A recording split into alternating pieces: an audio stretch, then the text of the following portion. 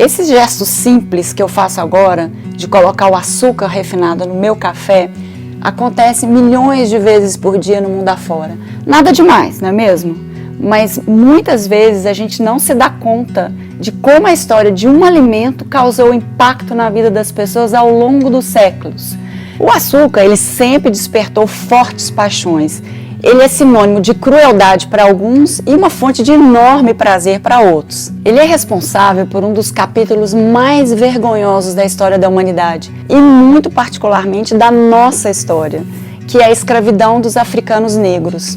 A cana-de-açúcar é originária da Polinésia e é uma planta que cresce em climas tropicais. E o seu cultivo é conhecido desde mais ou menos 8 séculos antes de Cristo. Os árabes desenvolveram a exploração em grande escala e durante séculos o açúcar foi considerado uma especiaria, como a canela, o cravo, o anis, a pimenta. E ele era usado basicamente só como remédio. Foram 2 fatores importantes para a popularização do açúcar na Europa. Primeiro, as cruzadas, que levaram o açúcar do mundo árabe para a Europa, e a expulsão dos mouros da Península Ibérica, em 1492. O que aconteceu é que trouxe o cultivo da cana-de-açúcar para fora da Europa. Então, durante séculos, o açúcar, pela sua raridade e pelo seu preço, era um símbolo de status e de muito prestígio. Então, até o século XII, o açúcar era um privilégio de poucos. E ele foi se popularizando à medida que ele ficou mais acessível.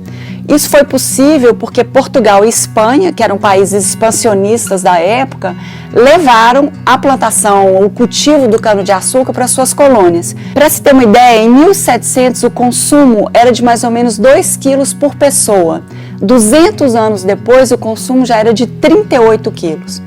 Mas vamos voltar um pouco no tempo para entender as mudanças sociais e políticas que ocorreram à medida que o consumo de açúcar se popularizou.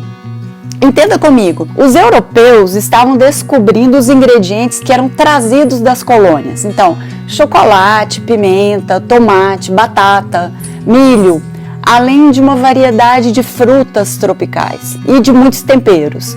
Ao mesmo tempo, chegaram as bebidas como o chá, o café e o chocolate. E eles provocaram uma revolução nos costumes. Primeiro, eram bebidas não alcoólicas e elas podiam ser consumidas em público pelas mulheres. Mas, para o gosto da época, essas bebidas elas tinham que ser adoçadas. Então, a demanda por açúcar só aumentou. O comércio do açúcar ele se tornou muito lucrativo e ele precisava de muita mão de obra. Nessa época, Portugal ele já traficava escravos negros da África para suas colônias atlânticas. E em 1580, desembarca no Brasil um navio com 3.000 escravos africanos. Começa então o período de escravidão que duraria 300 anos. Aí o açúcar e a escravidão se tornaram indissociáveis. O Brasil sempre foi um grande produtor mundial de açúcar e estamos até hoje entre os maiores consumidores e também os maiores produtores. A cana-de-açúcar hoje é a maior cultura do mundo, ela representa 23% da agricultura mundial e a produção brasileira representa 40% desses 23%. É muito importante para o Brasil.